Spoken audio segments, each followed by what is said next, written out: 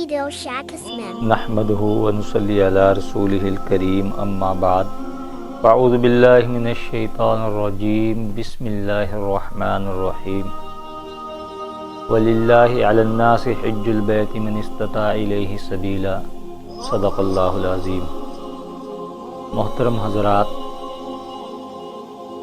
حج اسلام کا ایک اہم فریضہ ہے اور یہ ایک عشقیہ عبادت ہے اور اس کی بے شمار فضیلتیں احادیث مبارکہ کے اندر وارد ہوئی ہیں۔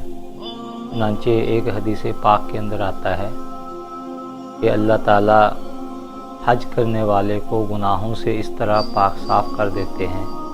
جیسے وہ آج ہی ماں کے پیٹ سے پیدا ہوا ہو۔ اور اسی طرح حدیث پاک کے اندر آتا ہے کہ اگر انسان مکہ سے سواری پر عرفات کے لیے جاتا ہے تو ایک سواری کے ایک قدم پر 70 نیکیاں لکھی جاتی ہیں، اور اگر پیدل مکہ سے عرفات جاتا ہے تو پھر اس کے لیے 700 نیکیوں تک ہر قدم پر لکھی جاتی ہیں۔ اور ہم سب جانتے ہیں کہ مکہ کی ایک نیکی 1 لاکھ کے برابر ہے، یعنی 1 لاکھ نیکی لکھی جاتی ہے اگر مکہ کے اندر کوئی ایک نیکی کرتا ہے۔ تو اس طرح جو ہے اگر ہم 700 کو 1 لاکھ کے اندر ضرب دیں گے تو 7 کروڑ کے قریب بن جائے گا، یعنی بے شمار اللہ تعالیٰ کی طرف سے اجر و ثواب اس اہم عبادت پر رکھا گیا ہے۔ اور اسی طرح اپنی مغفرت تو بہت دور کی بات ہے، بہت تھوڑی بات ہے، بلکہ یہاں تک لکھا ہے کہ ایک حاجی کو اللہ تعالیٰ 400 آدمیوں کی سفارش کا حق دیں گے۔ قیامت کے دن اس کو سفارش کا حق دیا جائے گا کہ 400 آدمیوں کی سفارش کرے۔ اور حدیث کے بعد الفاظ سے یہ پتہ چلتا ہے کہ 400 گھرانوں، یعنی ایک گھرانہ جس کے اندر کئی فرد ہوتے ہیں، کہ 400 گھرانوں کی اللہ تعالیٰ اس کو سفارش کا حق دیں گے۔ اللہ کے نبی صلی اللہ علیہ وسلم نے فرمایا کہ حاجی جب حج کر کے آ جائے تو اس سے دعا کی درخواست کرو، اس لیے کہ اللہ تعالیٰ حاجی کی دعا کو قبول فرماتے ہیں۔ چنانچہ اللہ کے نبی صلی اللہ علیہ وسلم نے ایک حدیث مبارکہ کے اندر یہ بھی ارشاد فرمایا کہ بار بار حج کرنا یہ فقر کو اور تنگ دستی کو دور کر دیتا ہے، یعنی رزق کے اندر وسعت کا اور ترقی کا، خیر و برکت کا ذریعہ بنتا ہے۔ اس لیے ہمارے اکابر سے اگر ہم دیکھیں گے، ان کی زندگیوں کو پڑھیں گے تو تقریباً ایک مرتبہ نہیں کئی مرتبہ جو ہے انہوں نے حج بیت اللہ کی سعادت حاصل کی ہے۔ چنانچہ امام ابو حنیفہ رحمۃ اللہ علیہ کے بارے میں مشہور ہے کہ 55 حج کیے تھے، 55 حج کیے انہوں نے اپنی زندگی کے اندر، اس لیے کہ بار بار حج کی جو ہے، بار بار حج بیت اللہ کو جانا اور بار بار حج کی سعادت حاصل کرنا، جہاں ایک طرف بڑا ثواب اور گناہوں کی معافی کا ذریعہ ہے، وہاں دنیا کے اندر بھی اللہ تعالیٰ اس کے ثمرات عطا فرماتے ہیں۔ چنانچہ جہاں ایک طرف اس پر بہت ساری فضیلتیں وارد ہوئی ہیں، تو وہیں جس آدمی کو اللہ نے گنجائش دی ہے، جس کے پاس اتنا مال ہے، جس کے پاس جو ہے اتنی قوت طاقت ہے کہ وہ حج بیت اللہ کی سعادت حاصل کر سکتا ہے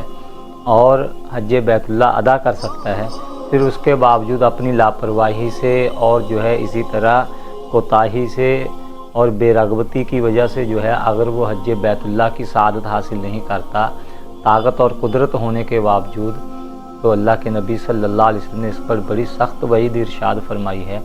اللہ کے نبی صلی اللہ علیہ وسلم فرماتے ہیں کہ جو آدمی جو ہے گنجائش رکھے، یعنی مکہ المکرمہ تک جانے کا اس کے پاس سواری کا بھی خرچہ ہو، سواری ہو، زاد و راحلہ ہو، اس کے پاس سامان سفر ہو، اور وہ پھر بھی جو ہے حج بیت اللہ کی سعادت حاصل نہ کرے، تو ہمیں کوئی پرواہ نہیں کہ وہ یہودی ہو کے مرے یا عیسائی ہو کر مرے۔ یعنی محدثین لکھتے ہیں کہ ایسے آدمی کے جو ہے ایمان سے جو ہے محروم ہونے کا اندیشہ بنا رہتا ہے۔ اس لیے میرے محترم بزرگوں، دوستو، اس اہم عبادت کے تعلق سے ہمیں فکر مند ہونا چاہیے۔ چنانچہ یہ گزارشات آپ کے سامنے اس لیے رکھی گئی ہیں کہ اس وقت جو ہے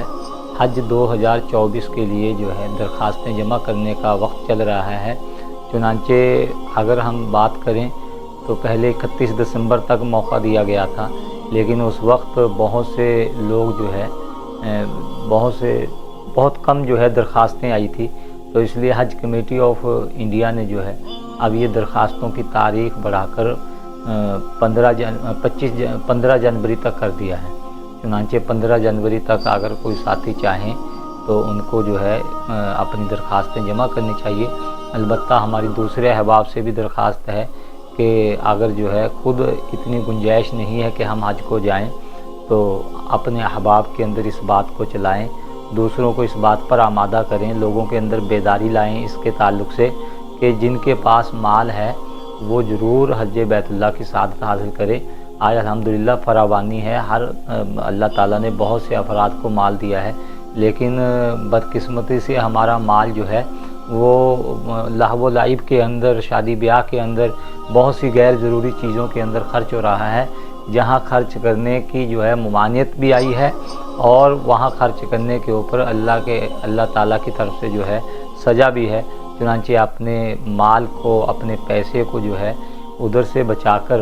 ہمیں جو ہے خصوصاً ان چیزوں میں خرچ کرنا چاہیے جہاں اللہ تعالیٰ نے ہمیں خرچ کرنے کی تاکید فرمائی ہے اور جہاں ہمیں خرچ کرنے کا حکم دیا ہے۔ اللہ تعالیٰ ہم سب کو کہنے سننے سے زیادہ عمل کی توفیق عطا فرمائے۔ وما علینا الا البلاغ۔